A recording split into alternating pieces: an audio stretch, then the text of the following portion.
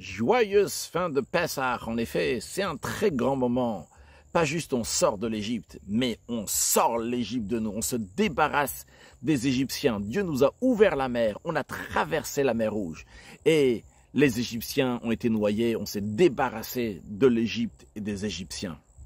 Aujourd'hui, voyons ensemble, quel est l'enseignement pour nous dans la vie de tous les jours? Et évidemment, ça commence à Shvish Pessah, cet enseignement de l'ouverture de la mer Rouge. Le rabbi nous dit, dans le Midrash, c'est raconté, qu'au moment de l'ouverture de la mer Rouge, on poussait du sol de la mer des arbres de mer qui ont porté des fruits. Et les enfants ont cueilli ces fruits-là qu'il y avait sur les arbres et ont donné aux oiseaux, ces oiseaux qui ont participé au cantique à la Shira que les Juifs ont chanté avec Moshe Rabbeinu pour remercier Hachem pour ce miracle-là. Eh bien, les enfants leur ont donné à eux aussi, à ces oiseaux, de ces fruits. Le rabbi demande une question. Et tout d'abord, avant mon question, une introduction. Nous avons une règle, que Dieu ne fait pas de miracle si ce n'est pas nécessaire. La raison, elle est, parce que la nature, elle aussi, elle a été créée par Dieu. Bien que, le rabbi rajoute en parenthèse, la nature voile sur la divinité, comme c'est expliqué dans la Chassidoute, que le mot en hébreu teva, qui veut dire la nature, vient du langage de Tub ou Beyamsu, qu'ils ont été noyés en l'occurrence dans la mer Rouge. Teva et Tubu, ça a la même racine. Pourquoi? De la même manière que quelque chose qui se trouve dans l'eau, l'eau recouvre sur ce qui est à l'intérieur, et on ne voit uniquement de l'eau, on ne voit pas ce qu'il y a à l'intérieur de l'eau. De la même manière aussi, la nature voile sur ce qui est à l'intérieur de la nature, qui est la vitalité divine qui fait vivre la nature. C'est-à-dire que bien que Dieu renouvelle le monde à chaque instant, comme on le dit, Mechadesh betuv bechol yom tamid, toujours le Maaseh Bereshit lève la création, mais vu que le comportement du monde, Olam Keminago Noeg, le monde fonctionne comme d'habitude, eh bien, on risque de se tromper, s'imaginer que Chas Shalom, il n'y a personne qui dirige ce monde. Mais en vérité, cette nature aussi, elle vient d'Akadosh Baruch Hu, c'est Dieu qui l'a créée. Donc, le rabbi revient au principe dont il a dit au début, que c'est Dieu qui a fait cette nature-là. Chukot shamayim va'aretz samti. Dieu dit, les règles du ciel et de la terre, de la nature, c'est moi qui les a fixées. Il y a une intention particulière. Pourquoi Hachem, il a fait cette nature-là et comme il dirige la nature d'une telle manière? Et c'est la raison pour laquelle donc Dieu ne fait pas un miracle pour rien. Dieu ne va pas changer la nature si ce n'est pas nécessaire de changer les règles de la nature. Alors la question maintenant est la suivante. Dieu a voulu sauver le peuple juif, vu qu'il y avait les Égyptiens derrière eux. Mais pour cela, c'était suffisant que Dieu va ouvrir la mer, que le peuple juif va traverser la mer et que les Égyptiens vont être noyés. Mais pourquoi c'était nécessaire que Hachem va faire encore un miracle, que des arbres vont pousser? Pas seulement que ces arbres vont pousser, ils vont donner des fruits dès qu'ils vont pousser. C'est quelque chose qui est tout à fait pas naturel. En général, dans la nature, ça met un certain moment depuis qu'on a planté un arbre jusqu'à que les fruits vont pousser. Et même une fois que les fruits vont pousser, ça met un moment jusqu'à que les fruits vont être mûrs et qu'on va pouvoir les manger. Ici, les arbres ont tout de suite poussé avec des fruits qui étaient déjà mûrs qu'on a donnés aux oiseaux. Pourquoi Dieu avait besoin de faire ce miracle? A priori, c'est un miracle qui n'est pas nécessaire. Ça, c'est la première question. Une deuxième question, le rabbi demande. Le miracle que Dieu a fait pour faire traverser le peuple juif, lorsqu'il se trouvait devant la mer, ce n'était pas qu'il a enlevé la mer, qu'il n'y a plus de mer. Non, Dieu, il a fait que les eaux de la mer sont restées. Il y avait toujours de l'eau, seulement quoi? Les eaux se sont ouvertes. Et les eaux se sont faites en muraille d'un côté de droite et de gauche pour le peuple juif, comme le verset le dit, qu'il y avait les eaux qui étaient une muraille pour le peuple juif, aussi bien à droite et à gauche. Alors la question du rabbi est la suivante. Pour que le peuple juif passe à la mer, donc à pied sec, et donc une terre sèche, eh bien, Kadosh Baruch Hu, il aurait pu faire que le peuple juif va traverser la mer. Pourquoi il y a besoin encore d'un miracle que les eaux vont être comme une muraille? Alors, le rabbi dit dans la note, que c'est la note 7 étoiles, évidemment. Quelqu'un va dire, pour qu'on puisse faire une muraille de chaque côté, c'est obligé, tu vas ouvrir, pour ouvrir l'eau, tu es obligé de faire une muraille de chaque côté. Le rabbi dit, même si tu vas dire que c'est normal, c'est naturel, et ce qui est logique aussi, mais on voit que le verset, il souligne, et pas juste il souligne deux fois. Il dit aussi bien lorsque les Juifs sont rentrés dans la mer, qu'il y avait de l'eau qui était à droite et à gauche une muraille, aussi bien quand ils ont traversé la mer, qu'ils sont passés finalement par le fait qu'il y avait une muraille à droite et à gauche. La Torah le souligne 2 fois. Alors, quelle est la raison pour la Torah le souligne? C'est-à-dire qu'il y a quelque chose de particulier ici. Akadosh Baruch il aurait pu faire qu'il n'y a plus de mer. Non. Akadosh Baruch il a gardé la mer et il a fait que la mer va être une muraille de chaque côté pour le peuple juif. Pourquoi? Alors, on est obligé de dire, avant de trouver même la réponse, ces questions-là nous obligent à dire que le miracle, que Hachem il a fait une muraille à droite et à gauche. Et de même, le miracle, le premier miracle que nous avons parlé, qu'Akadosh Baruch il a fait qu'il y a des arbres fruitiers qui ont poussé avec des fruits pour donner aux oiseaux.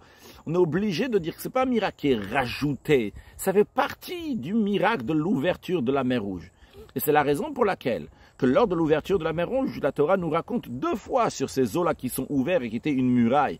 Une fois lorsque le peuple juif est rentré dans la mer, lorsqu'il écrit Vayavo bnei Yisrael, betoch hayam bayabasha, que le peuple juif est venu dans la mer à terre sèche, ve'amayim lahem chomam iminam miswolam, et que les eaux étaient une muraille à droite et à gauche. Et après, la Torah nous dit encore une deuxième fois, une fois que le peuple juif a traversé la mer et que les Égyptiens ont été noyés, il y a écrit bnei Yisrael halchou, que le peuple juif, donc, sont passés, on nous raconte qu'en effet, le peuple juif est passé dans la mer, encore une fois, on nous souligne que l'eau était une muraille à droite et à gauche. Cela prouve que le fait que l'eau était une muraille à droite et à gauche, c'était important, pas juste pour l'ouverture de la mer Rouge, mais c'était important même pendant tout le temps qu'ils étaient en train de traverser la mer Rouge à terre sèche.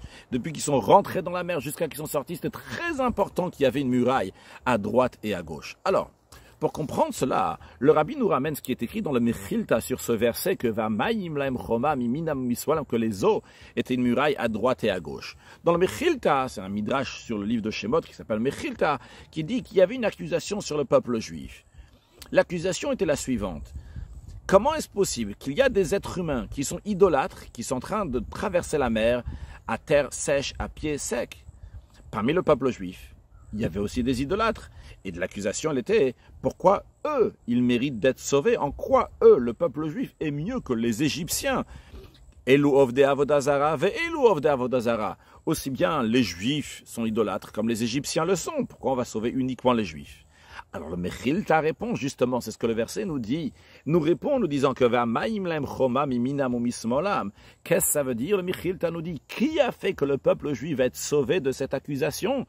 C'est le fait qu'ils avaient la droite et la gauche. C'est quoi la droite? La droite, c'est le mérite de la Torah que le peuple juif allait recevoir. Comme il est dit, Mimino ejdat lamo, que Dieu il a donné la Torah de sa droite, après le mot feu qui est ici avec du feu, ou bien qu'Akadosh Baruch a donné la Torah qui est écrite comme du feu. En tous les cas, ça vient de la droite d'Akadosh Baruch. Et quand on dit la gauche, ça fait référence à la prière. C'est ce que le Mechilta nous dit. D'ailleurs, il y a une autre version aussi, le rabbi nous ramène, que quand on dit de la gauche, ça fait référence au tefilin. Donc, ce que le Mechilta est en train de nous dire, que le fait que le peuple juif allait recevoir la Torah et la tefila, ou bien d'après une autre version, donc les tefilin, ce qu'on appelle donc 2 kavim, donc 2 manières, là, de droite et de gauche, eh bien ça, ce qui était donc la choma, qui était la muraille qui a protégé le peuple juif des 2 côtés et qui a sauvé le peuple juif de cette accusation. Ça, c'est ce que le Mechilta nous dit. Le rabbi demande la question sur ce Mechilta. Il dit pourquoi il y avait besoin que la muraille, le mérite, donc on traduit muraille donc par mérite, que le peuple juif va avoir, il y avait besoin que ce soit un mérite de droite et de gauche. Pourquoi ce n'était pas suffisant que le peuple juif va avoir un seul mérite, un des 2 mérites? Le mérite de Torah ou bien le mérite de la Tefila. Pas seulement ça, dans les 2 mérites même, si on dit qu'ils vont prendre seulement le mérite de Torah, c'est un mérite qui est énorme. Parce que la Torah qu'ils vont recevoir, donc Miminam, c'est le côté droit, au don de la Torah, Akadosh Baruch il a choisi le peuple juif de toutes les nations. C'est d'ailleurs la raison pour laquelle, lorsqu'on dit dans les bénédictions du Shema, juste avant de faire le Shema le matin, on dit Uvad uvacharta mikolam velashon. Dans cette bénédiction, on dit qu'Akadosh Baruch nous a choisi de toute nation, de toute langue. Eh bien, il faut avoir l'intention que c'est le moment de Matan Torah, qu'Akadosh Baruch nous a choisi à ce moment-là de toutes les nations. Ce choix-là, qu'Hachem nous a choisi au moment du don de la Torah, c'est aussi par rapport au corps du juif. Le corps du juif est différent du corps des nations, comme le Talmud le dit, que le peuple juif qui était au pied du mont Sinaï, leur corps donc est déjà différent. Et dans la Chassidoute, c'est expliqué qu'aussi la vitalité du corps du juif est différente, parce que sa vitalité vient de ce qu'on appelle Klipat Noga. Klipat Noga, on va expliquer dans un instant, contrairement aux nations, que eux, leur vitalité vient des Shalosh Klipot Atmot, des 3 clipotes qui sont impures. Le mot clipa littéralement veut dire une écorce. Une écorce, donc quelque chose qui voile sur la kedusha, sur la sainteté. Donc nous avons d'un côté la kedusha, la sainteté. D'un autre côté, à l'autre extrême, nous avons donc ce qu'on appelle les clipotes, de manière plus précise, les gimel clipotes, les trois forces donc qui sont tout à fait négatives, qui sont impures, qu'on ne peut pas élever à Dieu. Et entre les deux, nous avons klipat noga. En vérité, c'est pas très juste de dire entre les deux, mais klipat noga, c'est aussi une klipa donc qui voile sur la divinité. Mais noga, il y a aussi de la lumière, ce qui fait que cette klipat noga, des fois, elle peut aller dans la kedusha, dans la sainteté. Elle a la possibilité de monter dans la kedusha, dans la sainteté, bien que des fois, chas de shalom, Dieu en préserve, elle peut descendre aussi dans les forces du mal. Juste pour prendre un exemple, la nourriture qui est cachère, ça vient de klipat noga. On a la force donc de l'élever à Kadosh Baruch Hu en étudiant la Torah, en faisant la prière, en servant Dieu dans la vie de tous les jours, comme Dieu le demande. Et que Dieu en préserve. Si quelqu'un il a mangé, mais après il ne l'a pas utilisé comme il faut, eh bien que c'était donc quelque chose qui était cachère, mais ça peut aller donc dans les forces qui sont négatives. En tous les cas, la vitalité d'un juif vient de klipat noga, donc d'une klipa qui est noga, dans laquelle il y a la lumière. Donc le corps du juif, sa vitalité est d'un niveau qui est très très haut, tandis que celui du non-juif vient des shalosh klipot atmeot. D'ailleurs, juste en parenthèse, il me semble qu'il y a une lettre du rabbi dans laquelle il dit que quand un goy il fait les 7 lois noachid, eh bien lui aussi donc il reçoit sa neshama, un niveau de klipat noga, une vitalité de klipat noga. En tous les cas, le juif d'ordinaire pratiquant ou pas, son corps reçoit la vitalité de klipat noga, donc ce qui remontre qu'il y a une particularité dans le corps du juif, ce qui s'est passé au moment du don de la Torah, parce que Dieu a choisi le corps du juif au moment du don de la Torah. Et comme le rabbi nous dit, on continue sur le texte de la Sikha, la différence entre klipat noga et les trois forces donc impures, ça n'a aucune commune mesure. C'est comme la différence entre klipa et gdusha, entre les forces du mal et les forces de la sainteté. Parce que les trois forces donc qui sont impures, shalosh klipot atmeot, ils ne peuvent pas s'élever à la sainteté. Tandis que klipat noga, elle a oui la possibilité de s'élever à la sainteté. Donc il se trouve que klipat noga, elle peut s'élever à Kadosh Baruch Hu. Elle a une faute potentielle, elle a une sainteté békoar potentiellement. Encore plus que ça, le rabbi nous dit, c'est pas juste qu'elle a une force potentiellement, mais ce békoar, ce potentiel, c'est sûr qu'il va venir les poils concrètement. Pourquoi? Parce que les étincelles de sainteté de Noga, c'est sûr et certain qu'ils vont s'élever à la sainteté. Comme il est écrit, le yidach mimenu nidach, qui même quelqu'un qui a été repoussé ne sera pas repoussé à l'éternité. Quoi qu'il arrive, va finir par revenir vers Hachem. Donc même si cette clipa de Noga, pour un certain moment, elle descend dans les forces du mal, c'est uniquement pour un certain moment, momentanément, elle se trouve dans les trois forces du mal. Mais après cela, elle va s'élever à la Gdusha, à la sainteté. Donc revenons à ce qu'on est en train de dire. Le don de la Torah, c'est énorme, ça, le fait que les Juifs vont recevoir la Torah. Par le fait qu'ils ont reçu la Torah, vont même la pratiquer. Par cela, déjà, les bénis Israël sont devenus totalement différents de toutes les nations du monde. Alors la question du rabbi, elle est, c'est suffisant d'avoir le mérite de Matan Torah pour enlever l'argument, l'accusation qu'il y a que le peuple juif est idolâtre. On va dire, ah, c'est vrai que le peuple juif est idolâtre, mais le peuple juif va recevoir la Torah, quelque chose qui est énorme, qui va les changer totalement. Ça même, ça donne largement la force pour que le peuple juif vont être sauvés lorsqu'ils sont en train de traverser la mer Rouge. Donc la question, elle est pourquoi ils avaient besoin aussi d'avoir le mérite de Tfila ou Tfilin. Pourquoi il y avait besoin aussi d'un deuxième mérite? A priori, le mérite de Torah est largement suffisant. Donc, le rabbi a commencé la question en disant un des deux mérites serait suffisant. Et particulièrement, on dit que un des deux mérites sera le mérite de la Torah. Pour répondre à cette question, le rabbi nous dit qu'au moment de l'ouverture de la mer Rouge, il y a deux choses qui sont passées. La première des choses, c'est qu'à ce moment-là, ça s'est complété, finalisé la sortie d'Égypte. Parce qu'avant l'ouverture de la mer Rouge, même que le peuple juif était sorti d'Égypte, et bien que le peuple juif était arrivé à l'endroit qui s'appelle Pi Hachirot, un endroit que d'après les règles égyptiennes, celui qui est arrivé là-bas, un serviteur qui est arrivé là-bas, il devenait libre. Mais quand même, les Égyptiens ont poursuivi le peuple juif. Paro et son armée ont poursuivi les Juifs uniquement une fois que la mer Rouge a été ouverte. Et là, à ce moment-là, ça s'est fini. La sortie de l'exil égyptien. Donc la première des choses qui s'est passée à l'ouverture de la mer Rouge, que là on est totalement sorti d'Égypte, on s'est débarrassé des Égyptiens. Une deuxième chose qui s'est passée lors de l'ouverture de la mer Rouge, c'est que l'ouverture de la mer Rouge était une préparation au don de la Torah, comme c'est expliqué dans plusieurs endroits de la Chassidoute, que l'ouverture de la mer Rouge n'était pas juste pour sauver le peuple juif, parce que pour sauver le peuple juif, Dieu aurait pu le faire d'une autre manière. Et comme on dit, Kamadrachim Lama, comme Dieu il a plein de moyens s'il veut sauver quelqu'un. En plus, quand l'ouverture de Dieu a ouvert la mer Rouge, ce n'était pas juste pour que le peuple juif va traverser et se retrouver de l'autre côté de la mer Rouge. Parce que le peuple juif est rentré dans la mer d'un côté, il est revenu. Il a fait un tour, il est parti de l'endroit où il se trouve devant lui, et après il est revenu. C'est une ouverture comme ça qui était en demi-cercle, qui s'est fait dans la mer Rouge. Donc le peuple juif n'a pas changé de côté, ce n'était pas pour avancer là où ils étaient dans le désert et aller plus loin, non. Alors dans la Chassidoute, c'est expliqué quelle est la raison pourquoi Dieu il a ouvert la mer Rouge. La réponse elle est, parce que Dieu a voulu préparer le monde et le peuple juif au don de la Torah. Car, qu'est-ce qui s'est passé au moment du don de la Torah? C'est ce qui a eu le lien entre le haut et le bas. Le rabbi fait référence à un midrash qui ramène dans la note, qui ramène très souvent dans la chassidoute et particulièrement dans les sichot du rabbi, que lorsque Dieu il a créé le monde, il a dit Hashamaim, Shamaim la Hashem va'aretz natan livnei Adam, que le ciel il appartient à Dieu et que la terre a été donnée aux êtres humains. Et le midrash nous dit que lorsque Dieu il a créé le monde, il a dit que tout ce qui est le ciel, tout ce qui est spirituel, tout ce qui est divin, tout ça, ça reste dans le divin, ça reste dans le haut. Et tout ce qui est en bas, tout ce qui est matériel, le haaretz, ça reste dans la terre. Il ne peut pas y avoir un contact entre le haut et le bas. Comme le Midrash donne même un exemple d'un roi qui a dit que les gens qui habitent à Rome n'ont pas le droit de descendre en Syrie, et ceux qui sont en Syrie n'ont pas le droit de monter à Rome. De la même manière, c'était avant le don de la Torah, que le spirituel, le divin ne pouvait pas descendre, s'attacher, rentrer dans la matière, et que le matériel ne pouvait pas s'élever au divin. Ça, c'était jusqu'au moment du don de la Torah qui avait ce décret, cette gzera.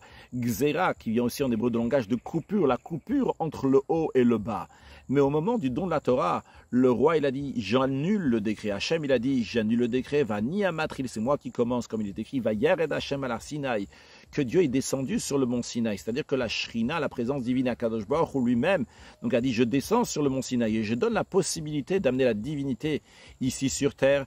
Et d'un autre côté, il va y avoir aussi la possibilité d'élever la matière dorénavant, que le matériel va aller dans le spirituel. Vel Moshe Amarale, à Moshe Rabbeinu, il a dit, tu vas monter vers le haut. Donc ça, c'est le Midrash, comme il est expliqué et développé dans la Chassidoute, auquel le Rabbi fait référence ici, lorsqu'il dit qu'au moment du don de la Torah, on a eu la possibilité de rattacher le matériel et le spirituel, c'est-à-dire qu'à partir du don de la Torah, nous avons la possibilité d'élever la matière à Kadosh Baruch Hu, un cadeau, quelque chose d'extraordinaire qui s'est passé uniquement au moment du don de la Torah.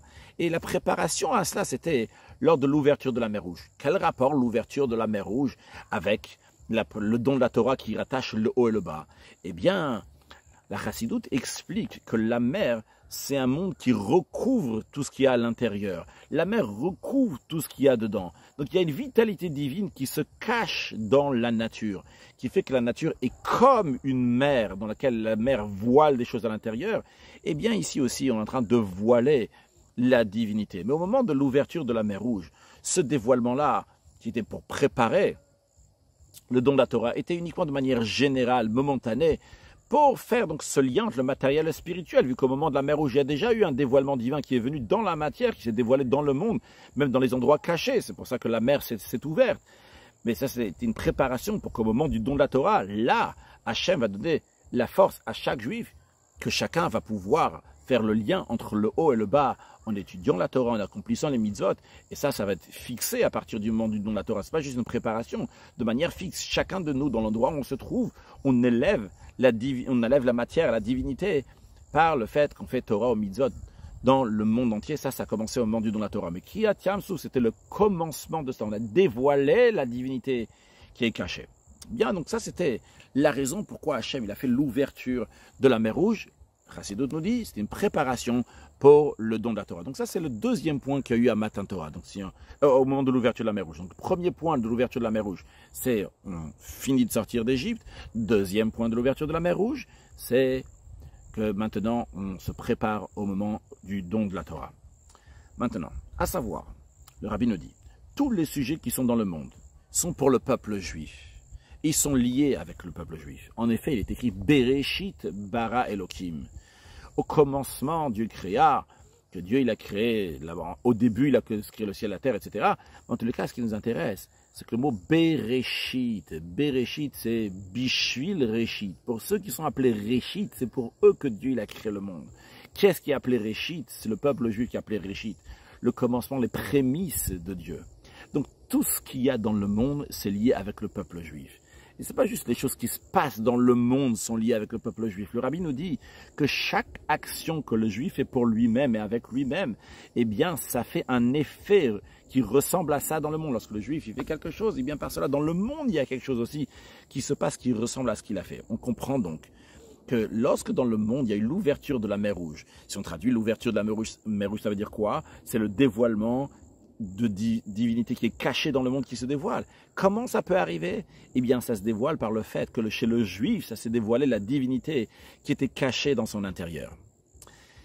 Alors, basé sur cela, le rabbin nous dit, voilà, on va comprendre pourquoi il y avait besoin d'une muraille à droite et à gauche. Pourquoi il y avait besoin aussi bien le mérite de la Torah, donc le mérite de droite, et aussi bien le mérite de la tfila ou des tfilines, donc qui est de gauche. La raison, elle est parce que uniquement lorsque quelqu'un sert Dieu avec ce qu'on appelle les deux kavines, les deux manières, les deux forces, aussi bien les forces de droite et les forces de gauche, c'est-à-dire des choses qui sont liées avec la droite et des choses qui sont liées avec la gauche, donc deux natures qui sont complètement différentes, eh bien uniquement par cela vient le dévoilement divin qui est caché dans les Neshama du juif. Pourquoi il y a besoin qu'un juif va faire toutes sortes de choses, donc qui sont même de différents caractères, qu'à ce moment-là seulement on va savoir qu'il est vraiment en train de servir Dieu. C'est pas juste qu'on va savoir qu'à ce moment-là il est vraiment en train de servir de Dieu. Le rabbin nous explique tout simplement.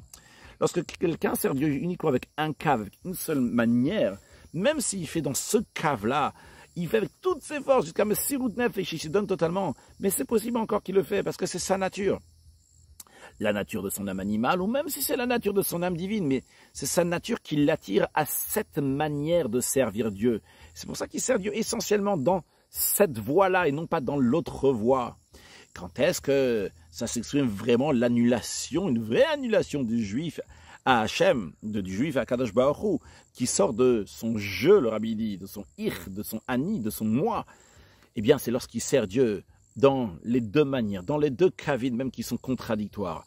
Un tel travail vient uniquement du lien avec Akadosh Baruch Hu. Ça vient pas de la nature. Parce que dans la nature, l'homme, il est limité, ou bien à cette manière de servir Dieu, ou bien à l'autre manière. Et uniquement lorsque la personne est donnée totalement à Dieu, il peut faire des choses même qui sont contradictoires. Et je rajoute ce que le rabbi ramène dans la note 27. Il ramène de voir dans Torah Or. Dans Torah Or, là-bas, l'Admour Azaken ramène l'histoire de Rabbi Hanania ben Tradion avec Rabbi Yosef ben Kisma.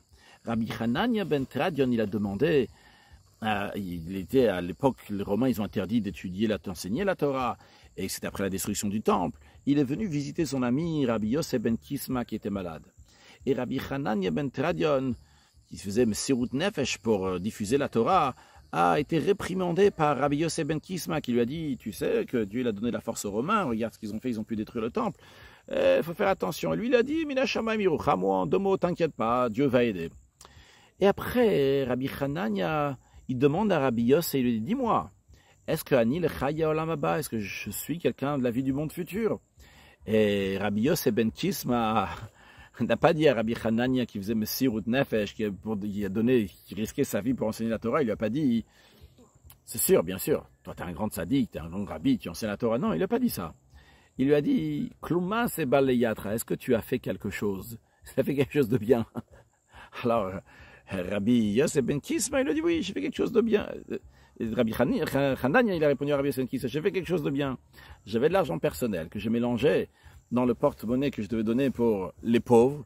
Et donc, j'ai laissé pour les pauvres l'argent.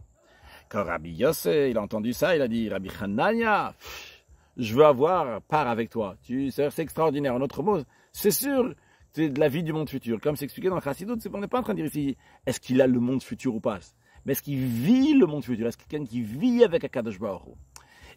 Alors la question évidente, comment est-ce possible de dire que le fait qu'il se donnait, il risquait sa vie pour enseigner la Torah, c'est pas une preuve qu'il a la vie du monde futur, qu'il vit avec Akadosh Baruch Hu uniquement lorsqu'il a donné quelques pièces à la tzedaka? Ah là, c'est sûr et certain qu'il a la vie du monde futur.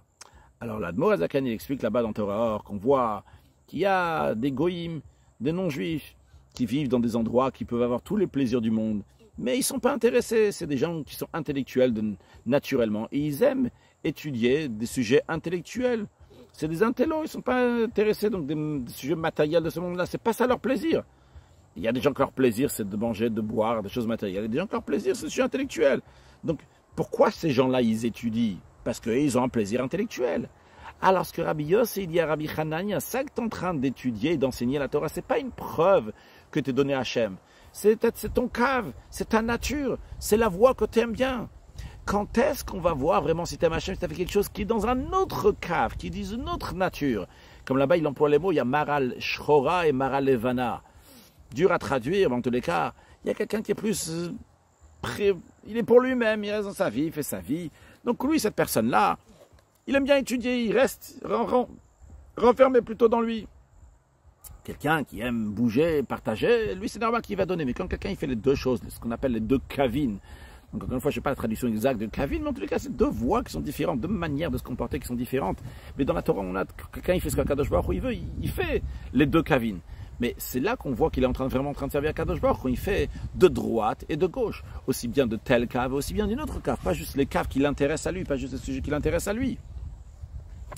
Et le Rabbi nous dit, c'est la raison pour laquelle, que uniquement lorsque le peuple juif a fait son travail aussi bien mi-minam et aussi bien mi-smolam, que les juifs s'engagent pour servir à Kadosh Baruch de leur droite et de leur gauche lorsqu'ils sont en train de passer dans la mer Rouge. Ils s'engagent aussi bien pour la Torah et pour la Tfila, aussi bien pour la droite et la gauche. C'est là que s'exprime vraiment le fait qu'ils se donnent à Kadosh Baruch, qui est au-delà de toutes les limites, au-delà de toute la nature, au-delà de leur existence, que ça vient de la divinité qui est cachée dans le juif. C'est une parcelle de Dieu. Si quelqu'un sert Dieu uniquement d'une certaine manière, c'est pas une preuve qu'il est en train de servir à Kadosh Baruch. Peut-être qu'il est en train de se servir à lui-même, c'est son plaisir à lui. Uniquement lorsqu'il est en train de servir Dieu de toutes les manières, aussi bien de droite et de gauche. Là, c'est une preuve qu'il est en train de servir à Kadosh Baruch ou qu'il est en train de servir Dieu. Et au moment de la mer Rouge, c'était important que le juif a dévoilé tout ce qui est à l'intérieur de lui. Le fait qu'il est en train de s'attacher à Kadosh Baruch, non pas sa nature, mais son attachement à Kadosh Baruch. Parce que, en conséquence de son comportement, c'est par cela aussi que ça se passe dans le monde. Vu que le peuple, le juif, il a dévoilé donc toute sa divinité qu'il y avait dans lui, c'est ça qui a fait aussi que dans le monde va se dévoiler tout le potentiel qu'il y a dans le monde, tout ce qui est caché dans le monde. Le juif va dévoiler ce qui est caché dans lui-même.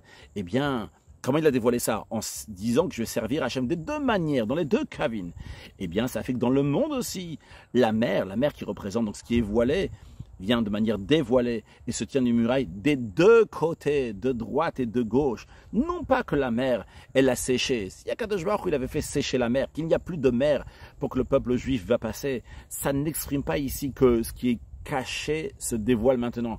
Il n'y a plus rien du tout. Alors Akadosh Baruch Hu, il a enlevé toute l'eau. Non, Akadosh Baruch Hu n'a pas enlevé l'eau. Akadosh Baruch Hu a fait que l'eau va rester. Et ces eaux-là, l'endroit où le peuple juif est passé, eh bien là-bas c'est devenu Yabasha, c'est devenu la terre sèche. Donc ce qui est voilé est devenu dévoilé. Mais c'est le premier point. Donc les eaux n'ont pas séché. Mais qu'est-ce qu'ils sont devenus premier point? Ils sont mis de chaque côté, donc pour que le peuple juif va passer à un endroit. Donc le Helem, il est venu Begilou. Donc le premier point, c'est pas qu'ils sont mis de chaque côté, c'est que ce qui est voilé a été dévoilé. C'est-à-dire qu'il y a un endroit dans la mer maintenant qui jusqu'à présent c'était voilé, il a été dévoilé. On l'a pas fait disparaître. Dévoilé, on l'a dévoilé. Ça c'est le premier point. Et deuxième point, que ces eaux-là sont devenues une muraille à droite et à gauche. C'est une conséquence du comportement du juif. Parce que le juif, qu'est-ce qu'il a fait au moment de l'ouverture de la mer Rouge? Il a dévoilé sa mer Rouge, il a dévoilé le potentiel qu'il a dans lui de s'attacher à Dieu, non pas parce qu'il veut s'attacher à Dieu, mais parce que Dieu, il veut que le juif va s'attacher à lui. Et vu que le juif, il a dévoilé son potentiel, il a dévoilé ce qui est voilé dans lui-même, il a dévoilé l'essence de sa neshama, c'est ça qui a fait qu'il y a eu une muraille à droite et à gauche. Les deux choses sont passées dans le monde, en conséquence de deux choses qu'il y a eu dans le juif. Les deux choses qui sont passées dans le juif, en vérité, sont une seule chose. Le premier point qui s'est passé dans le juif, c'est que le juif, il a dévoilé qu'il est entièrement attaché à Kadosh Baruch Hu. Et en conséquence de ça, le deuxième point, qui sert Dieu de droite et de gauche. Et en conséquence de cela, dans le monde, c'est fait aussi ces deux choses-là. Que premièrement, la mer s'est dévoilée. Pas que la mer, elle a séché. La mer s'est dévoilée. Et deuxièmement, que les eaux ont été une muraille à droite et à gauche. Donc, basé sur cela, on a compris la réponse à notre question, pourquoi Hachem n'a pas fait un miracle, qu'il n'y a plus d'eau du tout? Et la question, elle était donc, pourquoi Hachem il a fait qu'il y a une muraille à droite et à gauche? Parce que c'est une conséquence du comportement du peuple juif. Avant de continuer, donc ce que le Rabbi nous explique dans la Sikha, juste dans la note 26, le Rabbi nous dit que ce qu'on a expliqué donc à propos de tfilin, de tfila, on a dit que c'est le côté gauche, la Torah on a dit c'est le côté droit, et la tfila, les tfilin c'est le côté gauche. Le Rabbi dit, ce n'est pas c'est pas contradictoire avec ce qui est expliqué dans plusieurs endroits, que les tfilin, leur sujet c'est hamshach hamilmal al mata, c'est d'amener la divinité du haut vers le bas. Si on dit que ça amenait du haut vers le bas, ça c'est le Yémin, c'est la droite. En effet, dans la Chassidoute, c'est expliqué que Yémin, la droite, c'est le haut vers le bas, c'est le chesed, la bonté, comme Avraham Avinu, comme l'eau, que celui qui est supérieur, qui peut donner à celui qui est inférieur. Donc il y a écrit que le tefillin, c'est lié avec donc, du haut vers le bas, contrairement à tout ce qui est à gauche. Ce qui est à gauche, donc c'est des choses qui sont du bas vers le haut, comme le feu, comme Yitzhak qui creusait des puits, qui faisait jaillir l'eau du bas vers le haut, le travail de Baal Tshuva, contrairement le Yamin, la droite, c'est le Chesed, c'est le Tzadik, etc. Je ne vais pas trop charger, le Rabbi, on ne ramène pas tous ces détails-là. Donc l'idée, en tous les cas, c'est qu'ailleurs, dans Chassidut, on nous dit que tefillin, c'est on amène la divinité du haut vers le bas. Et a priori, ici, on est en train de nous présenter les tefillin comme quelque chose donc, qui est de gauche. Alors le Rabbi nous dit que ce n'est pas contradictoire. Pourquoi? Parce que ce qui est expliqué dans le Chassidut, ce qu'on veut dire là-bas, c'est que le travail général d'un être humain, quand c'est l'être humain qui travaille, quelle que soit la chose qu'il fait, que ce soit des tefillin ou que ce soit quoi que ce soit, c'est tout ce qui est lié avec la terre, c'est toujours donc du bas vers le haut. Alors, pendant ce qu'on est en train d'expliquer ici, parce qu'on a expliqué ailleurs, ce qu'on a ailleurs, quand on est en train d'expliquer, on est en train de parler donc des tefillin, on parle qu'est-ce que les tefillin eux-mêmes ils font. Mais ce qu'on est en train de parler ici, dans notre sira, on parle de manière générale. Que tout ce que l'être humain y fait, tout ce qui est lié avec Eretz, tout ce qui est avec la terre, c'est du bas vers le haut. Qu'est-ce que c'est du bas vers le haut? Il est en train de prendre quelque chose de grossier, quelque chose de matériel, il élève dans le spirituel. Il prend quelque chose donc de gauche, du bas vers le haut. En revanche, ce qui a été donné d'en haut, c'est des sujets qui sont célestes, du ciel de Dieu à l'être humain. Donc par exemple la Torah. Donc la Torah c'est la droite. Donc c'est pour ça qu'on est en train de dire ici, dans la sira qu'on est en train d'apprendre ici, que la Torah c'est du haut vers le bas, donc c'est notion de droite, et les tefillin c'est du bas vers le haut, c'est le travail de l'être humain, bien qu'ailleurs dans Chassidut c'est expliqué que mettre les tefillin c'est lié avec un travail, on amène une lumière divine du haut vers le bas, mais le travail c'est un travail donc de l'être humain. Et pour montrer qu'il y a une différence entre ce qui vient du haut vers le bas et que c'est lié avec la droite, et ce qui vient de bas vers le haut, c'est lié avec la gauche, le Rabbi il nous dit, comme il y a écrit, Natayemino barashamayim, que Dieu il a tendu sa main droite, entre guillemets, et il a créé le ciel. Donc le ciel c'est lié avec la main droite, tout ce qui vient du haut vers le bas, et Dieu il a tendu sa main gauche, il a créé la terre. Donc on voit que ce qui est terrestre, la terre, donc du bas vers le haut, ça c'est la gauche. C'est la raison pour laquelle que nous, on est en train de parler ici dans la Sira de la Torah. À propos de la Torah, il y a écrit Vayehi kol me'al la rakia, qui a eu une voix qui est au-delà du ciel en parlant de la Torah. Donc la Torah, elle est du côté droit. Et les tefillin, qui inclut donc tous les mitzvot de la Torah, même les mitzvot, que c'est une hamshacha qui viennent du haut vers le bas, eh bien les tefillin, donc c'est tous les mitzvot de la Torah, comme il y a écrit que huksha kol la Torah kula les tefillin, que toute la Torah, elle a été comparée aux tefillin. Alors les tefillin aussi, donc sont comme tous les mitzvot ici dans notre contexte. Donc c'est quelque chose qui est du bas vers le haut, donc c'est lié avec la gauche. Et d'ailleurs, à la fin de la note, le Rabbi nous dit que si on va associer les deux girsot, les deux versions en ce qui concerne la gauche, la version qui dit que c'est tfila et la version qui dit que c'est tfilin, si on va tous les associer, eh bien il se trouve qu'au moment de l'ouverture de la mer Rouge, eh bien il y avait le travail des Juifs dans tous les kavines. Quand on dit tous les kavines, pour l'instant on a parlé de deux kavines de deux côtés, de droite et de gauche. On n'a pas parlé celui du milieu. On n'a que Chesed et Gvura, on n'a pas encore Tiferet. Le Rabbi nous dit qu'en vérité, si on va faire toutes les versions, si on va rentrer dans les détails, on aura tous les kavines. Pourquoi? Parce que si on rentre de manière plus détaillée, on a dit que Tfilin, c'est la droite, parce que Tfilin, c'est Hamshacha Milmal Alamat, on amène du haut vers le bas. On a la tfila, la prière c'est du bas vers le haut, comme quelqu'un qui monte vers Hachem, comme la prière c'est une échelle d'aller vers Akadosh Baruch Hu. Et nous avons la Torah qui est appelée Kavaim Tsaï, donc la voie médiane, donc celle du milieu, qui est aussi donc du côté, bien qu'elle est au milieu, mais elle tend plus vers la droite. C'est pour ça que ici, dans le contexte de la sira, pas dans la note, on la considère donc comme les choses qui sont du côté droit. Et pourquoi le Rabbi souligne ça? Parce que c'est important, dans le contexte d'Asira, on est en train d'expliquer que le Juif, il a dévoilé toute son essence de la Neshama. Alors le Rabbi nous dit en effet, quand on dévoile l'essence de la Neshama, le Yam, la mère de la Neshama, eh bien par cela se dévoile donc la perfection dans tous les kavines, dans les trois kavines, donc aussi bien dans la droite et la gauche, et aussi bien dans celui du milieu, aussi bien celui de Torah. Donc ça c'était une parenthèse entre guillemets, donc en tout cas note 26 dans la Sira. Maintenant, le Rabbi continue, il dit, ok, super, on a donné une très belle explication en ce qui concerne donc l'ouverture de la mer Rouge et pourquoi donc la mer elle s'est ouverte en conséquence du fait que les Juifs ils avaient le côté droit, le côté gauche, etc. Mais le Rabbi nous dit, on a dit tout à l'heure que dans l'ouverture de la mer Rouge, il y a deux choses qui se sont passées. Il y a le premier sujet qui est la finalité de la sortie d'Égypte, et le deuxième, ce qui est l'ouverture de la mer Rouge. Ce qu'on vient d'expliquer maintenant, on a dit que l'ouverture de la mer Rouge, c'était une préparation pour le don de la Torah. Alors on comprend tout ce qu'on vient de dire ici, c'était une préparation pour le don de la Torah, il fallait dévoiler donc le haut, le bas, etc., faire ce rattachement. Mais a priori, si on repart à la question initiale, elle était pourquoi le peuple juif, pour être sauvé, ils avaient besoin d'un mérite de droite et de gauche. A priori, pour être sauvés, ils auraient pu avoir seulement un seul mérite, ça aurait enlevé l'accusation, même s'il y avait un seul, et comme on a dit tout à l'heure, particulièrement le mérite du don de la Torah, à travers lequel Dieu il a choisi le peuple juif à ce moment-là. Pourquoi la Torah nous raconte que Vamaim lem chomam iminam mismolam, que la muraille était de droite et de gauche, pas seulement à la fin de la sortie d'Égypte, mais même au début, on te dit pour rentrer seulement, vayavo, tu veux commencer ta sortie d'Égypte, c'est-à-dire tu veux commencer l'ouverture de la mer Rouge, pour peut-être pas juste dire commencer la sortie d'Égypte, tu veux finaliser la fin de la sortie d'Égypte, eh bien, pour cela, il y a besoin d'un mérite de droite et de gauche. Pourquoi? On comprend, pour le don de la Torah, en effet, il y a besoin de droite et de gauche. Mais en ce qui concerne, donc, enlever l'accusation, un seul mérite serait suffisant. Alors, le Rabbi va nous donner deux explications. Une première, on va dire normale. La deuxième, le Rabbi nous dit de manière plus profonde. La première explication, c'est, le Rabbi nous dit, c'est vrai, on est en train de parler ici de la sortie d'Égypte, mais la sortie d'Égypte, en vérité, elle est liée avec Matan Torah, elle est liée avec le don de la Torah. D'ailleurs, comme on retrouve plus deux fois, le Rabbi nous ramène deux preuves, que lorsque Moshe Rabbeinu, il a parlé avec Dieu, par quel mérite le peuple juif va sortir d'Égypte, avant la sortie d'Égypte, il se trouvait à côté du mont Sinaï. Dieu, il a dit à Moshe Rabbeinu, lorsque tu vas sortir, le peuple juif d'Égypte, vous allez servir Dieu sur cette montagne. Donc, c'est-à-dire que déjà, la sortie d'Égypte, avant la sortie d'Égypte, la base de la sortie d'Égypte, le but de la sortie d'Égypte, c'était pour arriver du don de la Torah. Donc, on voit qu'il y a un lien entre le don de la Torah et la sortie d'Égypte.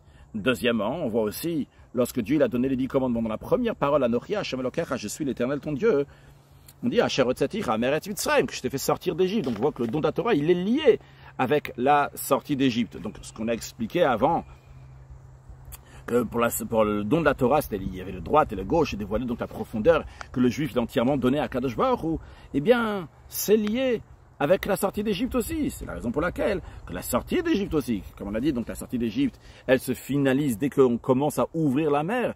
Eh bien, cette fin de sortie d'Égypte, elle devait aussi être en ressemblance avec le don de la Torah. Donc, pas seulement le peuple juif devait se sauver donc des forces négatives d'Égypte, la clipa de Mitzrayim. En effet, pour sortir d'Égypte, d'après l'explication qu'on est en train de donner ici, elle aurait pu être fait, même si le peuple juif servait à Kadosh, va aller servir à Kadosh Baruch d'une seule des manières, d'un côté ou d'un autre côté. Mais, vu que on veut aller recevoir la Torah, et c'est lié, eh bien, on est obligé de sortir de toutes les limites. Quand c'est à Kadosh Baruch de droite et de gauche, c'est pour ça qu'il y avait besoin d'une muraille de droite et de gauche, et ça devait être dès le début de l'ouverture de la mer Rouge. Donc, d'après cette explication-là, il y avait ce don-là, le peuple juif, il allait donc recevoir la Torah, qui tient sous une préparation au don de la Torah, et c'est la raison pour laquelle donc, il y a eu à avoir un dévoilement qui va rattacher le haut et le bas, donc totalement le haut et le bas, donc c'est le dos, la droite et la gauche, deux choses qui sont complètement différentes, ça devient le Etzem HaNeshama, l'essence HaNeshama, donc c'est lié avec Matan Torah. Maintenant, quel rapport avec le premier point de l'ouverture de la mer Rouge, qui est la finalité de la sortie d'Égypte? Parce que la sortie d'Égypte, elle est liée avec Matan Torah, elle est liée avec le don de la Torah. C'est la raison pour laquelle que c'est nécessaire aussi d'avoir les deux cavines, parce que c'est lié avec le don de la Torah. Mais si c'est juste pour se débarrasser des Égyptiens, en effet, un seul cave aurait suffi, d'après cette première explication. Le Rabbi nous dit, voyons plus profondément le lien direct entre la sortie d'Égypte et le service de Dieu des deux manières. Servir Dieu de deux manières, le Rabbi va nous expliquer maintenant, c'est pas juste parce que c'est lié avec le don de la Torah qui va plus tard, mais ça même en vérité, c'est lié avec la sortie d'Égypte. Si vraiment tu veux te débarrasser de l'Égypte, il faut que tu te débarrasses totalement de toutes les barrières. Comment ça? Le Rabbi nous explique, l'explication de manière plus profonde. Quand quelqu'un il sert Dieu uniquement dans un seul cave, d'une seule manière, non seulement qu'il n'arrive pas au but du don de la Torah, mais encore plus que ça, le Rabbi nous dit d'après ça, il manque carrément dans la sortie d'Égypte. Pourquoi? Chaque chose ici-bas a une source là-haut. Il y a ce qu'on appelle Mitzrayim de l'Umadze, l'Égypte négative. L'Égypte dans un contexte qui est négatif. Mitzrayim, pas seulement dans un endroit géographique, mais dans une manière d'esprit de réfléchir qui est tout à fait mauvaise. La personne elle se trouve dans le mal. Ça, c'est Mitzrayim de l'Umadze. Donc, carrément, il a des empêchements pour l'étude de la Torah, pour l'accomplissement des mitzvot. Maintenant, comment c'est possible qu'on va arriver à cette Égypte-là, donc que le Rabbi appelle cette Égypte qui est ici-bas, Eh bien, comment on arrive à cette Égypte? Ça commence avec un Mitzrayim de Gdusha, avec un Égypte, avec des barrières dans la Gdusha, dans un contexte religieux. Le Rabbi ne ramène pas ici dans cette sikha, mais dans d'autres sikhot. Le Rabbi explique comment un juif peut être dans un contexte qui est totalement kadosh, saint, mais il est limité. Pour la Torah, il dit, ça y est, c'est bon, j'ai étudié le matin, le soir, moi je suis un businessman, j'ai pas le temps d'étudier plus, j'ai fait ce qu'il fallait, je peux cocher, j'ai pas besoin de sortir de mes limites, étudier encore plus, c'est bon, je suis quitte. Et vous allez dire, il a raison. Et bien sûr, il a raison, mais il n'est pas au-delà de la raison.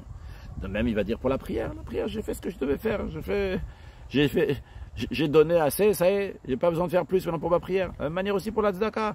Il y a la tzedaka pour la charité. J'ai fait ce qu'il fallait, j'ai donné tant et tant. Et en effet, je suis quitte d'avoir donné tant et tant. Il n'y a pas besoin de donner encore. Et il a raison encore une fois. Il n'est pas sorti de Mitzrayim. Il est dans la Gdusha, il est dans le Shulchan Aruch et tout, il est tout réglo. Mais il n'est pas sorti de ses barrières. Il est encore dans des barrières de Gdusha. Mais il est quand même dans ces barrières. En vérité, ça va encore plus haut. Même quelqu'un qui est tzaddik, dans la définition de celui qui est dans le Tanya, lui aussi doit sortir de ses barrières constamment.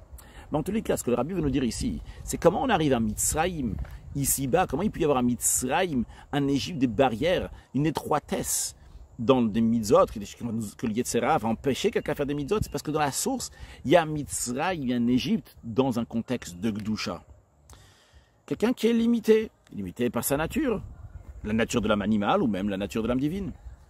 Et c'est la raison pour laquelle, que lorsque quelqu'un sert Dieu de manière limitée, donc dans le Mitzrayim de Gdusha, eh bien, il n'est pas assuré qu'il va être sauvé des Mitzrayim du force du mal. Peut-être qu'il va encore rester dans le Mitzrayim du mal.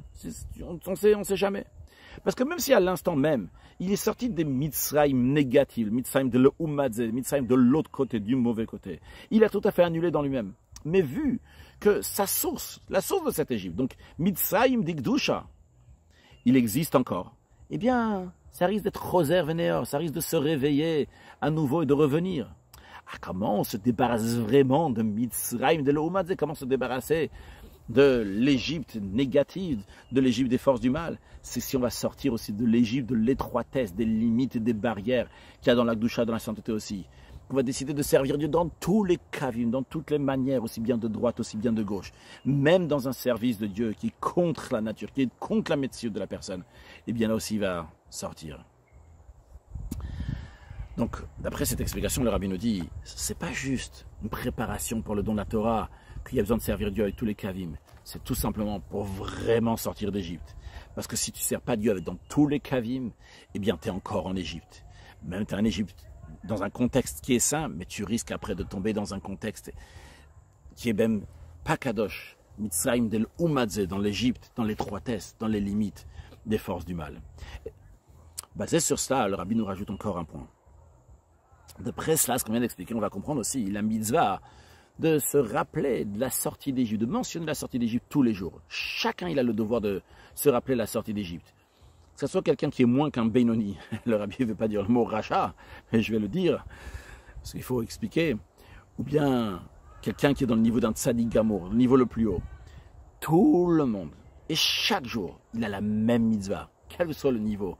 Que ce soit un tzaddik gamour, ou bien le contraire, à l'opposé, eh bien, tu as la mitzvah de sortir d'Égypte. Alors, le Rabbi dit, il n'y a pas de mal à comprendre le fait que même un tzaddik gamour, il doit se rappeler la sortie d'Égypte tous les jours. C'est compréhensible, ça se comprend ça. Parce que chacun doit s'attacher à Dieu. Dieu, il est infini. Et de plus en plus qu'il s'élève, le tzaddik, qui s'élève encore un niveau, eh bien, il a fait pour hier, il est sorti de ses barrières, mais aujourd'hui, c'est à nouveau des barrières par rapport au niveau plus haut dans lequel il se trouve. C'est des barrières, il doit encore monter. C'est la raison pour laquelle il doit sortir de l'étroitesse d'aujourd'hui, des limites dans lesquelles il se trouve aujourd'hui, d'arriver à un niveau qui est encore plus haut. Donc le Rabbi dit ça, c'est compréhensible. Pourquoi le tzaddik aussi, il doit sortir de ces barrières, il doit aussi sortir d'Égypte. Mais ce qui n'est pas compréhensible, le Rabbi nous dit, comment on peut mettre dans le même sac la sortie d'Égypte du tzaddik gamour? Donc lui, il est en train de sortir des barrières de l'étroitesse d'un niveau de Gdusha. Il est arrivé à un niveau super haut. Mais aujourd'hui, il doit encore sortir des barrières. Okay, mais on n'est pas en train de parler de quelque chose de négatif. Il est extrêmement haut, c'est cette personne-là. Il est dans la Gdusha. Comment on peut la comparer, on la mettre dans le même sac avec celui qui sort d'Égypte d'un niveau très inférieur, jusqu'à sortir de Mitzrayim, de l'Oumadze, des trois forces du mal, qui sont Gimel, Klipot, Atmot, les gammes, on l'a dit tout à l'heure, c'est des forces du mal qui sont totalement mal.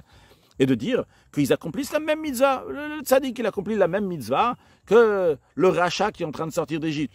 A priori, ce n'est pas la même mitzvah. Ok, les deux, ils doivent sortir d'Égypte, mais on ne peut pas les mettre dans le même sac. Dès que c'est la même mitzvah. Le rabbin, il dit oui. On peut dire que c'est la même mitzvah. On comprend d'après ce qu'on a dit. Pourquoi? Parce que même le niveau de plus haut de sortir d'Égypte, il est lié avec le niveau le plus bas de sortir d'Égypte. Tant qu'on est dans l'Égypte, eh bien, c'est lié.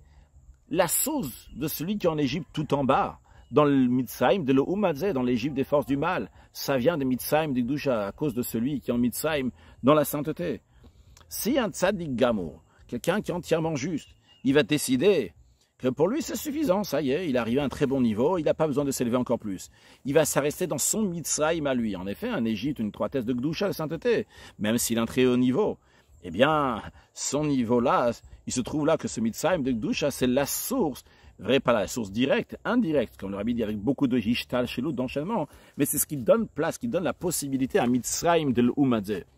Le rabbi dit que vu que ça existe la notion d'un Mitzrayim de Gdusha, que ça existe cette notion, eh bien ça fait que ça existe aussi la notion d'un Mitzrayim de l'Umadze, de Mitzrayim dans les forces du mal. Comment on peut échapper, se sauver de Mitzrayim, des forces du mal? C'est lorsque la personne va servir Dieu sans aucune limite. Et toujours, chaque jour, il va servir Dieu à un niveau encore plus haut, et encore plus haut, et encore plus haut. Quel que soit le niveau dans lequel il est arrivé, chaque jour, il doit prendre la décision, dans l'expression que, comme le rabbi précédent, il a raconté, ce comportement des chassidim qui disait « Ah, demain !» on doit se lever de manière tout à fait différente. Même si aujourd'hui c'était très bien, mais demain ça doit être tout à fait différent. Basé sur cela, le rabbi nous rajoute encore un point. Basé sur cela, on va comprendre. Pas encore un point, le rabbi revient maintenant donc à la question initiale qu'on avait au début de la Sira. On a dit, la question elle était pourquoi Hachem il a fait pousser des arbres au moment de l'ouverture de la mer Rouge avec des fruits qui étaient déjà mûrs, que les oiseaux pouvaient déjà manger. A priori, c'était un miracle qui n'était pas nécessaire, c'était un miracle qui était en plus. Le rabbi nous dit non, maintenant, basé sur ce qu'on a expliqué, on va comprendre que ce n'est pas quelque chose qui est en plus. C'était un détail, c'était part du contexte du miracle de l'ouverture de la mer Rouge. Pourquoi? C'est quoi l'idée d'une graine? Quand on plante une graine dans la terre, eh bien cette graine-là, elle a à l'intérieur tout l'arbre et tous les fruits qui vont pousser de cette graine. Seulement quoi? Actuellement, tout est caché. C'est Behelem, c'est caché dans la graine. Il y a besoin de temps pour que ça va sortir, ça va se dévoiler. Et d'ailleurs, le rabbi rajoute en parenthèse que de plus en plus que les fruits sont encore mieux, eh bien, ça dure encore plus de temps pour que ça va se dévoiler, ça va se développer. Encore plus que ça, même dans le Koach HaTzomer, dans la terre, il y a une force qui fait pousser les choses, qu'on appelle le Koach HaTzomer. Là-bas, dans cette force-là, se trouve potentiellement tout ce qui va pousser à l'avenir. Parce que ce que fait le Koach HaTzomer, la force de faire pousser des choses qui se trouvent dans la terre, ce n'est pas une vraie itrachut, ce n'est pas un vrai renouvellement qu'on appelle yesh me'ain, du néant à l'existence. Il y a quelque chose, juste que ce quelque chose-là donc, va se développer encore plus. Donc ce n'est pas un yesh me'ain total. Donc déjà, il y a déjà tout le potentiel se trouve déjà là-bas, dans la terre, tout ce qui va pousser. Donc c'est quoi l'idée en tous les cas, le rabbi nous dit? Dans une graine, il y a le potentiel. Le potentiel n'est pas encore développé. Il faut se développer, ça met du temps. Maintenant, revenons à ce qu'on a dit. Au moment de l'ouverture de la mer Rouge, le peuple juif, il a fait par son travail que va se dévoiler pas seulement le voile qui est à l'intérieur de lui. Les Juifs ont dévoilé ce qui était voilé à l'intérieur d'eux, la manière qu'ils sont attachés à la divinité de manière totale, de tout cœur, de toute âme. Ils sont prêts à se donner à Hachem de droite et de gauche, etc., comme on l'a dit avant. Mais quand ils ont fait ça, ça fait aussi que tout ce qui est dans le monde aussi va d'une telle manière, tout ce qui est lié avec les Juifs, tout le Chelkam Ba'olam, la part qui est liée avec les Juifs dans le monde, va aussi dévoiler leur potentiel. Ah, pour que les enfants juifs vont pouvoir donner aux oiseaux, mais ces oiseaux-là qui ont participé aussi donc à ce cantique-là, vous leur donnez aussi quelque chose, la part, c'est partie de leur part, c'est partie aussi des choses qui sont dans le monde, qui appartiennent au peuple juif, qu'eux aussi vont participer. Et bien pour cela, sont dévoilés des arbres qui avaient des fruits, tout ce qui était déjà voilé, qui était potentiellement, qui se trouvait dans le sommer, qui pouvait pousser, qui se trouvait dans le sol de la mer. Et même les graines et aussi les fruits qui étaient cachés dans les graines, qui étaient cachés dans les arbres, tout ça s'est dévoilé. Donc c'est bien la graine qui amène dans l'arbre, qui amène l'arbre, et la force aussi donc de la graine, le fruit qui vient de l'arbre. Tout ça s'est dévoilé au moment du don au moment de l'ouverture de la mer Rouge. Pourquoi? Parce que le peuple juif, il a dévoilé tout ce potentiel. Eh bien, ça a dévoilé dans le monde aussi le potentiel. Et le rabbi nous dit, comme on voit que le monde entier a participé, le monde entier a pris part grâce aux Juifs. On a, commençant par le sol de la mer. Le sol de la mer, c'est la terre. C'est du minéral. Parmi les 4 règnes, c'est celui qui est le plus bas. Alors on nous dit que ce helem, ce voile qui s'est dévoilé au moment de l'ouverture de la mer Rouge, eh bien ça atteint même le minéral, le niveau le plus inférieur des 4 règnes. Puis après ça, du minéral, on poussait du végétal, des arbres, des fruits qu'on pouvait donner à manger à des oiseaux qui sont du chai, ils font partie donc du règne animal. Et ils ont mangé de ces fruits de manière que ces fruits sont devenus de sang, de leur chair, de ces oiseaux. Et ces oiseaux-là ont chanté aussi avec le peuple juif, avec le Medaber, avec les êtres humains. Et le peuple juif, ils ont chanté à qui? À Kadosh Baruch, c'est le but donc de l'être humain, de s'élever dans la divinité. Donc on a vu comment tout s'est élevé en dévoilant son potentiel. Le minéral s'élève en s'exprimant dans le végétal s'élève avec le minéral en rentrant dans l'animal, et les trois ensemble, le minéral, végétal, animal, s'élèvent lorsqu'ils vont dans l'être humain, et l'être humain élève le minéral, végétal, animal et lui-même lorsqu'il va s'attacher à Kadosh Baruch Hu. Et tout ça s'est passé au moment de l'ouverture de la mer Rouge, que lorsque le peuple juif a dévoilé son potentiel, que le potentiel qu'il y avait dans le sol de la mer s'est dévoilé jusqu'à l'être humain, qu'ils ont tous ensemble pris part dans le cantique qui a été donné pour Hachem, c'est-à-dire donc au moment de l'ouverture de la mer Rouge, s'est dévoilé le potentiel qu'il y avait dans le minéral, jusqu'à qu'il avait la possibilité de s'inclure dans le tzomer, dans le végétal, dans l'animal, dans l'être humain, dans la divinité. Et le rabbi conclut en nous disant que toutes les histoires de la Torah sont un enseignement dans notre service de Dieu, dans notre vie au quotidien, et particulièrement les détails des événements de l'ouverture de la mer Rouge qu'on doit mentionner tous les jours. Eh bien, l'enseignement est le suivant. Un homme, chacun, doit faire sur lui-même, travailler sur lui-même, dévoiler le voile, ce qui est dans sa neshama, dans son âme divine, il y a quelque chose, des forces extraordinaires de divinité. Il faut les dévoiler. Comment on les dévoile? Ça s'exprime lorsqu'on sert Dieu sans aucune limite, quand on sert Dieu dans tous les kavim, aussi bien de droite et aussi bien de gauche. Et à ce moment-là, non seulement que la personne, elle sera gardée, sauvée, sécurisée des mitzrayim, des forces du mal, mais en plus de ça, il va pouvoir avoir aussi concrétisé le but de la sortie d'Égypte, la préparation de la Torah, et encore plus que ça, il pourra aussi avoir la préparation pour la délivrance à venir. Comme nos sages disent que si le peuple juif n'avait pas fauté, eh bien la sortie d'Égypte aurait été une Géoula Shlema, une délivrance totale, une délivrance finale. Quand Mashiach va venir, à ce moment-là, la divinité va se dévoiler. La divinité qui se trouve déjà aujourd'hui, qui est cachée, va se dévoiler même dans le minéral, comme c'était au moment de l'ouverture de la mer Rouge. Lorsque s'est dévoilée la divinité qui se trouve dans le minéral. Seulement qu'à l'ouverture de la mer Rouge, le dévoilement, il était uniquement momentané. Ça donnait une force pour faire après le don de la Torah, par le travail, entre guillemets, donc ce dévoilement qu'il y a eu lors de l'ouverture de la mer Rouge. Et après ça, donc le peuple juif va réussir par le travail, je dis pas le travail de guillemets, il n'y a pas de travail au moment de l'ouverture de la mer Rouge, après Matan Torah, par le travail, entre guillemets, des Juifs, ça va faire donc le même dévoilement qu'il y avait à l'ouverture de la mer Rouge, mais cette fois-ci, ça va être de manière fixe. C'est la raison pour laquelle, que chez certains tzadikim, on a vu ces dévoilements-là, que par leur travail, ils ont vu même dans le minéral la divinité qu'il y avait dans le minéral. Comme c'est connu, ce que l'Admour Azakan, il a dit une fois, lorsqu'il a regardé donc la poutre, il a dit, je vois maintenant uniquement la divinité qui fait vivre cette poutre. Et bien très prochainement, le rabbi nous dit, ça va se dévoiler chez tout le monde comme le prophète. Il dit,